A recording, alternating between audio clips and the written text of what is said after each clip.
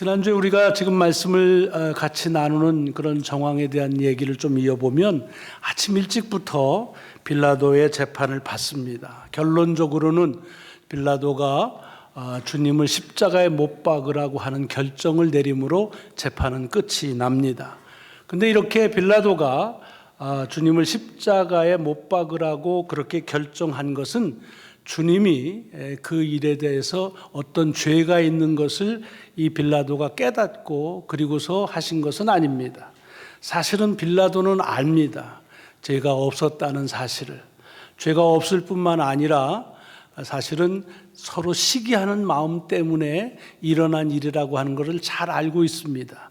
그렇기 때문에 빌라도는 어떻게 해서든지 이 주님을 놓아주려고 나름대로 애를 쓰고 또 노력도 많이 합니다. 그러니까 빌라도는 어떤 게 이 재판에서 옳게 판단하는지 그 결정을 어떻게 해야 되는지를 잘 알고 있었습니다. 그런데 빌라도가 또 아는 건 뭐였습니까? 어떻게 하면 사람들이 좋아할 것인지, 오랫동안 총독 생활하면서 이 총독으로서의 자기가 이런 권한을 계속 유지하기 위해서, 소위 인기를 누리기 위해서 뭘 해야 될지를 너무 잘 알고 있는 사람이었습니다. 그래서 자기의 인기를 계속하기 위해서는 사람들이 좋아하는 것을 들어줘야 되는데, 그렇게 하기 위해서는 이 예수님을 십자가에 못 박으라는 사람들의 그 외침에 그것을 그대로 묵인하고 따라줍니다. 다시 말하자면 빌라도의 결정은 무엇이 옳은 것이냐에 따라 결정한 것이 아니라 무엇이 사람들이 좋아하느냐, 무엇이 자기의 인기를 결정하느냐에 따라서 결정했다는 말입니다. 생각할수록 그렇게 유쾌한 일은 아니지만, 그러나 그렇다고 해서 이 빌라도를 비난할 이유는 우리에게 없다, 그렇게 말씀을 드렸습니다. 왜냐하면 우리도 우리의 삶의 행동에 결정을 하게 될 때에 그 기준을 여기 빌라도처럼 옳은 것에 누질 않고 세상에서 좋아하는 것에 타협함으로 결정할 때가 많다는 겁니다. 우리도 뭐가 주님의 뜻인지 잘 압니다. 뭘 어떻게 해야 옳은지도 잘 알지만 사실은 그것을 우리 결정의 기준으로 삼기보다는 어떻게 해야 사람들이 이 세상에 좋아하는지 그것에 맞추기 위해서 결정할 때가 많이 있다고 하는 얘기입니다. 결국은 우리도 때로는 우리의 결정이 우리가 인기를 얻기 위한, 또 내가 세상에서 사람들이 좋아하는 것들을 이렇게 따르기 위해서 결정할 때가 여전히 많이 있다는 그런 깨달음을 받고, 그렇기 때문에 이렇게 새로운 우리의 삶에서 이제는 우리의 삶의 모든 결정의 기준을 세상에서 사람들이 원하는 것에 맞추기보다는 하나님께서 그리스도를 통해 우리에게 주신 무엇이 옳은지에 주의 말씀에 우리의 기준을 두어야 된다는 말씀을 같이 나눴습니다. 자, 이제 이렇게 재판이 끝났습니다. 재판이 끝나고 그리고 주님을 십자가에 못 박으라는 명령을 이제 군인들이 집행을 합니다. 근데 이제 집행을 하면 사실은 자연스러운 건 군인들이 끌고 형장으로 가면 됩니다. 그런데 형장으로 가지를 않고 곧바로 가지 않고 군인들이 예수를 끌고, 오늘 본문에는 원어 그대로 있는데 브라이도리온이라고 하는 그 뜰로 갔다고 되어 있습니다. 그리고는 거기 가서 거기에 주둔하는 군인들을 다 이제 모아가지고 집결을 하게 하고 주님한테 자색 옷을 입히고 그리고 가시관을 씌웁니다. 그리고서 그 주님께 격려를 하면서 유대인의 왕이여 평안할지어다 라고 하는 인사를 하고 갈대로 주님의 머리를 치며 침을 뱉고 그리고 꿇어서 주님한테 절을 한다, 이렇게 되어 있습니다. 그리고 나서 주님이 입혔던 그 자색 옷을 벗기고 다시 주님이 입었던 주님의 옷으로 갈아입힌 다음에 못 박으려고 그를 끌고 나갔다라고 하는 것이 오늘 본문 내용의 전부입니다. 제가 이 말씀을 이렇게 상세하게 다시 말씀드리는 이유는 뭐냐면, 제가 이 말씀을 읽으면서 그런 생각이 떠올랐습니다. 왜 이렇게 이 이야기는 자세하게 기록되어 있을까 하는 겁니다. 사실 지금 예수 그리스도에 대한 재판은 끝났습니다. 그러니까 그 재판에 무슨 영향력을 줄 만한 일을 기록하고 있지도 않습니다. 그렇다고 해서 주님께서 이제 십자가에 달려 죽으시기 전에 마지막으로 우리가 꼭 마음에 담아야 될 그런 말씀을 하신 것을 기록하고 있지 않습니다. 군인들이라고 하는 것은 어떤 일을 결정하는 그런 그룹이 아니라 결정된 것을 집행하는 사람들입니다. 그러니까 군인들이 뭘 했다고 하는 것을 왜 이렇게 자세하게 기록하고 있을까 하는 생각이 제일 먼저 제 마음에 떠오르는 질문이었습니다. 여러분, 성경을 읽다 보면은 왜 이런 건 여기에 있지 하고 하찮게 여겨질 만한 일들이 있습니다. 구약을 보면은 사람 이름 쫙 나올 때 그 누가 누군지도 모르는데 왜 이렇게 많이 정했을까? 냉겨. 지명 쫙 나올 때 이건 뭐 들어도 뭐 어디가 어딘지 모르니까 냉겨. 뭐 이런 것들이 많지요. 사실은 오늘 본문도 그냥 군인들이 형을 집행하는구나 하고 그냥 넘어갈 법한 일입니다. 그런데도 이 복음서를 기록한 기자는 이 일에 대해서 대단히 상세하게 기록하고 있다는 것입니다. 여러분, 성경을 읽으실 때 오늘 본문만이 아니라 내가 상식적으로 이해가 잘 안 된다라고 해서 넘기지 마십시오. 그리고 성경을 너무 빨리 읽지 마십시오. 천천히 읽으면서 특별히 이 복음서를 쓴 그 기자의, 저자의 그 마음을 가지고 읽을 필요가 있습니다. 왜냐하면 여러분, 복음서라고 하는 것은 예수님이 하신 말씀을 하나도 빼놓지 않고 기록한 책이 아닙니다. 예수님이 행하신 모든 행적을 다 기록한 것이 아닙니다. 요한복음에 보면 그것을 그렇게 기록하면은 뭐보다 이 하늘을 바다에 먹물 삼아서 하늘에 기록해도 그것을 다 기록할 수가 없을 만큼 많다 그랬습니다. 그러니까 그 얘기 무슨 소리냐? 이 복음서 기자들이 말씀을 기록할 때는 이거는 예수 그리스도의 생애에서 꼭 전해야 될 것이다 라고 하는 그런 중요성을 갈파했기 때문에 적은 것입니다.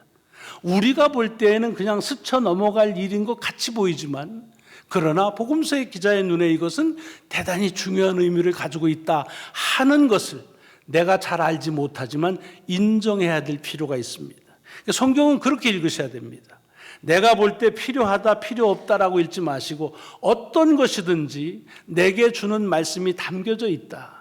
물론 그렇게 질문한다고 해서 다 그 메시지를 다 듣고 깨달을 수는 없습니다. 하지만 적어도 그런 질문을 던지면서 우리가 성경 말씀을 대할 필요는 있습니다.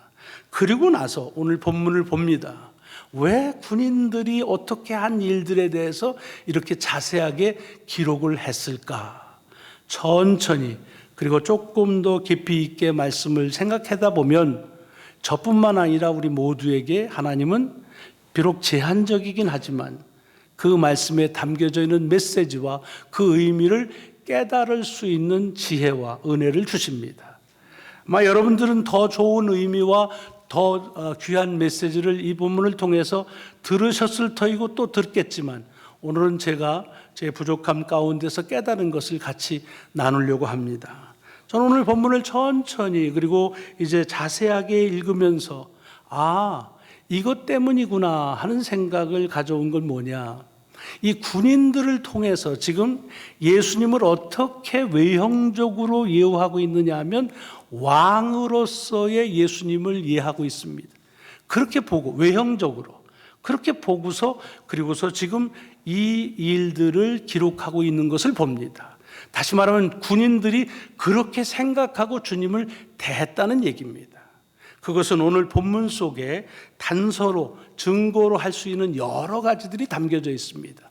첫째는 지금 재판이 막 끝났는데 형장으로 가지 않고 다른 곳으로 갔는데 그곳 이름을 구체적으로 열거하고 있습니다. 그곳 이름이 브라이도 리온이라고 하는 곳이라고 되어 있습니다. 브라이도 리온 뜰에 갔다고 되어 있습니다. 영어 표기로 말하면 이것이 프레토리움이라는 말입니다. 보통 리움이라는 말이 붙으면 대개 집을 뜻하지요. 아쿠아리움이니 이런 리움이라는 건 집을 뜻합니다. 그래서 이 프레토리움이라는 말의 원래의 뜻은 군대에서 그 군대의 장군이 거처하는 그것이 천막 이 텐트가 됐든 거처가 됐든 그런 장군이 거처하는 곳입니다. 장군이 거한다는 말은 그 모든 군대에 권위가 있는 곳이라는 뜻입니다. 그리고 그것이 역사에 흘러오면서 이때쯤 돼서는 총독의 관저를 프레토리움이라고 부릅니다. 총독이 누굽니까? 모든 절대적인 권한을 가지고 한 지역을 지배하고 관장하는 사람입니다. 그러니까 그 사람이 있는 곳이라는 말은 그 지역에서 가장 화려하고, 요즘 뭐라고 하면 가장 럭셔리할 뿐만 아니라 가장 힘이 있는 곳이 바로 프레토리움이라는 것입니다. 그리고 그곳을 주님을 데리고 갔다는 겁니다. 왜 갔을까요? 사실은 이 사형 언도를 받은 죄인을 그곳에 데려가는 것은 굉장히 언유절한 겁니다. 그런 일은 별로 없습니다. 왜? 죄인을 가장 권위가 있는 곳에 뜰에 데려간다? 이것은 말이 안 되는 것이기 때문에 그렇습니다. 그러니까 굉장히 의도적으로 군인들이 하고 있는 겁니다. 어떤 의도입니까? 총독의 관저, 다시 말하면 그 지역에서 최고의 권위를 가지고 있는 곳으로 주님을 모시고 갔다는 말은 주님을 외형적으로지만 왕으로서의 그런 대우를, 또는 그렇게 생각을 하고 그 왕이 있는 곳으로 갔다는 얘기입니다. 로마의 황제가 만약에 그때 왔으면 바로 그 프레토리움에 갔을 겁니다.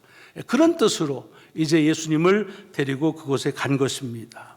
그리고 가가지고서는 모든 군대를 다 모읍니다. 군대용어로 말하면 다 집결시켰다는 말입니다. 군대를 왜 다 집결했을까요? 뭐 예수님을 이렇게 이제 형장까지 가는데 그것을 데리고 갈 에스코트할 군인의 숫자가 모자라서 그랬을까요? 그렇진 않을 겁니다. 뭐 죄수 한 사람을 데리고 가는데 그렇게 많은 군대가 필요하지가 않습니다.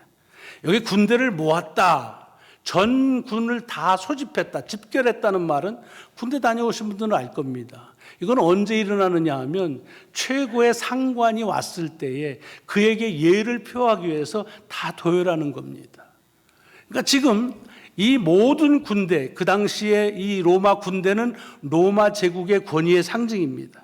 그들을 다 집결시켜서 도열시켰다는 말은 그만큼 예수 그리스도를, 그 권위에 대한 것을 외형적으로 인정하고 그렇게 했다고 하는 그런 간접적인 증거가 되는 겁니다.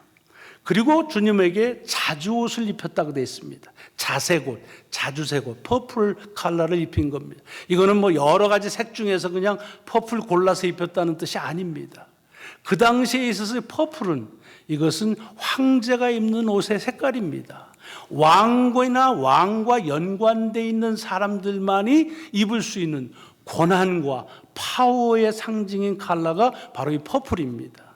그건 지금까지도 계속 이어져 오는 경우가 참 많습니다. 그래서 홍위병이라 그렇게 말하면 가장 왕의 측근에서 왕을 보호하는 그런 사람들이 입는 옷이 퍼플입니다. 그러니까 여기 주님에게 퍼플 옷을 입혔다라고 하는 말은 그가 왕이라고 하는 것의 간접적인 것을 예시하고 있는 말입니다. 영어에 born in the purple이라고 하는 말이 있습니다. born in the purple이라는 것은 그냥 보라색, 자줏빛에서 태어났다는 뜻이 아니라 우리말로 하면 금수저로 태어났다, 그런 뜻이지요. 그래서 임금의 자녀로 태어나면 그 임금에 가지고 있는 모든 권한과 영광 가운데서 태어났다라고 하는 그런 간접적인 표현을 born into the purple이라고 하는 말을 씁니다. 그만큼 지금 군인들은 예수 그리스도에 대해서 그가 왕이라고 하는 사실을 계속 반복합니다. 외형적으로 나타내고 있다고 하는 말입니다. 그리고 군인들이 또 한 것이 뭐냐면 예수님의 머리에다가 관을 씌웠습니다. 이건 가시로 씌웠는데 우리는 가시관이 굉장히 익숙하죠. 근데 사실은 가시로 만드는 관은 없습니다. 월계관이 있죠. 러로를 월계로 만드는 관이 그 당시에 있습니다. 이 월계관을 누가 쓰나요? 무슨 경주에서 이긴 사람, 그러니까 모든 영광과 그리고 그가 가지고 있는 그런 힘의 상징을 월계관으로 씁니다. 간혹 종려나무 가지로 그 관을 만들기도 합니다. 로마 황제는 사람들한테 자기가 좀 겸손하게 보이기 위해서 그래서 담쟁이 덩굴로 관을 만들어 가지고, 그래서 전쟁에서 다 돌아오는 군대를 맞이할 때 그 담쟁이 덩굴로 만든 관을 쓰기도 합니다. 어쨌든 이 관을 씌웠다는 말은 그가 왕이라고 하는 간접적인 표상을 이 본문 속에서 볼 수가 있는 겁니다. 그리고는 매우 자연스러운 것 같지만 그에게 썰롯합니다. 격려를 합니다. 그러면서 유대의 왕이여 평안할지어다. 평안할지어다라고 했지만 평안하옵소서라고 그렇게 말했겠지요. 예. 그러니까 격려라고 하는 건 하급자가 상급자에게 하는 그런 예의입니다. 그 예를 표했다고 하는 겁니다. 그리고는 그 다음에는 갈대를 가지고 머리를 쳤다고 마가복음에 나오는데, 같은 병행구인 마태복음에 보면 이 군인들이 이 머리를 치기 전에 예수님의 오른손에다가 갈대를 쥐어 주었다고 돼 있습니다. 갈대, 이렇게 된 갈대입니다. 그걸 쥐어 주었습니다. 그건 뭘 의미하느냐? 그럼 왕은 홀이라고 하거나 규라고 번역되는 그런 셉터지요. 그런 어떤 조그만 이만한 짤막한 그런 막대기를 갖습니다. 이것이 뭐냐 하면 이게 이 왕의 부하들을 지휘할 때 쓰는 지휘봉과 같은 겁니다. 여러분 그 에스더서를 읽어보면은 왕이 홀을, 규를 내밀기 전에 왕 앞에 갔다가는 죽습니다. 그러니까 그 홀, 그 규는 왕의 권위의 상징입니다. 그거를 빗대서 갈대로 만든 그런 짤막한 나무를 이 예수님의 손에 쥐어줬다는 겁니다. 뭘 연상할 수 있죠? 그가 왕이라고 하는 것을 외형적으로 나타내는 겁니다. 물론 그것을 잡아다가 예수의 머리를 쳤다고 하는 것은 이제 그 다음 얘기로 나오는 거지요. 그러고 나서 그 다음에는 주님에게 침을 뱉고 그렇게 되어 있습니다. 여러분, 누구에게 침 뱉는 것은 모멸과 모욕의 상징입니다. 그건 맞습니다. 예수님을 모멸하고 모욕하는 건데, 재밌는 건 그 정도 되면은 그냥 그거로 끝내야 될 텐데, 침을 뱉으면서 그들이 예수님 앞에 꿇고 절을 했다고 되어 있습니다. 사실은 침을 뱉는 모욕과 절을 한다고 하는 건 대단히 상반된 행위입니다. 그렇죠? 이거는 모욕하는 거고 이건 존경하는 겁니다. 근데 이 두 가지를 같이 합니다. 이건 뭘 의미하느냐? 옛날에는 왕 앞에 나가서 왕이 이제 오는 것을 허락하면 그 왕의 손에다가 입맞춤을 합니다. 입맞춤은 침이 묻겠지요. 그러니까 지금은 사실은 왕에게 하는 그런 예를 표하는 것처럼, 그래서 입을 맞추는 대신에 침을 뱉은 것입니다. 그래서 이 모든 것들을 보면 뭐냐? 지금 군인들을 통해서 예수님이 왕이라고 하는 사실을 외형적으로 그들이 표현할 수 있는 모든 것들을 가지고 표현하고 있다는 얘기입니다. 그런데 이렇게 존경하는 왕의 권위를 가진 이에게 존경하는 외형적인 모든 형식은 다 갖췄는데, 오늘 본문이 맨 마지막에 어떻게 끝납니까? 이야기가 마무리되는 것을 보면 희롱을 다한 후에 이렇게 끝납니다. 주님을 왕으로 존중해서 외형적으로 왕이 갖춰야 될 그런 의관을 갖추게 하고, 왕이 있어야 될 그런 권위의 장소에 있게 하고, 그리고 왕에게 예를 표하고, 이런 모든 것을 다 했는데, 그것은 예수 그리스도를 왕으로 존경하는 것으로 한 것이 아니라 조롱했다는 겁니다. 희롱했다는 겁니다. 장난쳤다는 겁니다. 그럼 우리는 이걸 이미 알고 계시지만, 오늘 본문 속에 담겨져 있는 것을 자세히 보면 이 속에 대단히 이중적인 그런 모습이 보입니다. 외형적으로는 주님을 왕으로서 존중하는데 할 수 있는 최대의 표현을 합니다. 최대의 표현을 해서 그 왕이 됨에 대한 것들을 나타냅니다. 그러나 그것은 주님에 대한 존중하는 마음이 아니라 주님을 조롱하는, 희롱하는, 장난친 것이라는 겁니다. 저는 이 말씀을 읽으면서 제게 오는 질문을 피할 수가 없었습니다. 그 질문이 뭐냐 하면, 지금 나는 주님을 존경하고 있는가? 아니면 주님을 희롱하는 때는 없었나? 희롱한다는 말이 굉장히 내로한, 좁은 의미로 되기 때문에 장난친 적은 없는가 하는 그런 질문을 하게 됐습니다. 제가 보더라도 여러분이 보실 때는 어떻지만 나는 주님을 예배하고 목사로서 집리하는 예배 속에서는 내가 할 수 있는 최대한으로 주님에게 존경을 표합니다. 존경을 표해요. 그리고 내 마음속에서 그것이 하나도 가식이 없습니다. 이렇게 주님에 대한 존경하는 마음을 가득 채워서 주님에게 예를 표하지만 내가 살아가는 삶을 보게 되면 그러면 정말로 그 주님에 대한 존경하는 마음으로 살고 있는가? 여러분, 존경하는 마음으로 살면 어떻게 돼요? 그분의 말씀대로 살아야 되는 것이잖아요. 순종해야 되는 겁니다. 근데 정말로 순종하며 살고 있는가? 아니면 오늘 여기 좀 격하게 표현되어 있지만 주님을 희롱하고 장난치는 때는 없는가? 여러분, 장난이라는 게 다른 게 아닙니다. 재미있으라고 하는 게 장난입니다. 재미없으면 장난 안 합니다. 우리의 예배나 우리의 신앙이 혹여라도 장난은 아닌가 하는 그런 깨달음을 받는 겁니다. 내가 좋을 때, 재미있을 때는 마치 그것에 몰입하는 것 같다가 내가 조금 재미없고 흥미를 잃어버리면 그만둬버리고, 그게 장난입니다. 우리의 신앙생활이 주님을 존경하는 대신 주님을 장난치는 적은 없는가 할 때에 그 질문에 대해서 없었다라고 대답하기에 주저함이 많습니다. 여러분 어떠십니까? 여러분은 주님을 정말로 진심으로 주의 말씀에 충실된 신하처럼 그 말씀에 순종하며 그러며 그에게 충성을 다하는 그런 삶을 사십니까?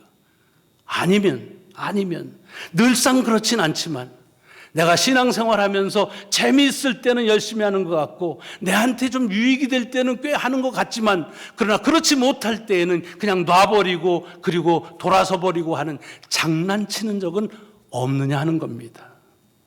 제게 대답하실 필요는 없습니다. 다만 우리 스스로 저를 포함해서 한번 이 본문 말씀 속에서 물어보자는 겁니다. 저는 이 마가가 이 군인들의 이야기를 상세하게 담고 있는 이유는 거기에 있다고 봅니다. 우리의 신앙이 여기 있는 군인들처럼 외형적으로는 주님을 존경하는 것처럼 보이지만 그러나 실상은 주님 가지고 장난치고 있는 것은 아니냐 하는 그런 물음을 우리에게 이 아침 던지는 말씀으로 받습니다. 오늘 오후에 이제 점심 먹고 우리 직분자 수양회를 갔습니다. 우리 두 분을 제가 이제 오시라고 말씀드리고 오셔서 나눌 이야기의 주제를 좀 달라 그랬습니다. 그랬더니 이제 그 주제를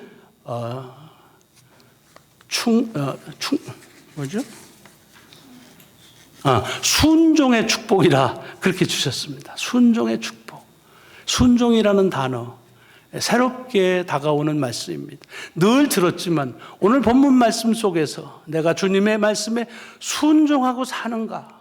아니면 순종하는 것처럼 하면서 장난치고 있는 것은 아닌가 하는 걸 한번 깨닫게 하는 겁니다. 오늘 두 분을 통해서 아까도 말씀드렸지만 신실한 삶의 여정을 살아오면서 순종을 통해서 받은 바 경험한 바 그런 축복을 같이 나누는 일은 물론 두 분의 것을 나누긴 하지만 우리 모두에게 내가 지금 주님을 향해서 충성을 다하는 순종하는 그런 삶을 살고 있는가? 아니면 오늘 여기에 이 군인들처럼 충성을 외형적으로는 갖추었지만 장난을 치는 삶을 살고 있는 것은 아닌가 하는 깨달음을 하게 하는 귀한 기회라고 생각하고 여러분 모두를 초청합니다. 함께 하시기를 바라고 주의 이름으로 이제 우리의 삶이 주님을 향해서 충성을 다하는 순종하는 그런 삶을 살기를 주의 이름으로 축원합니다.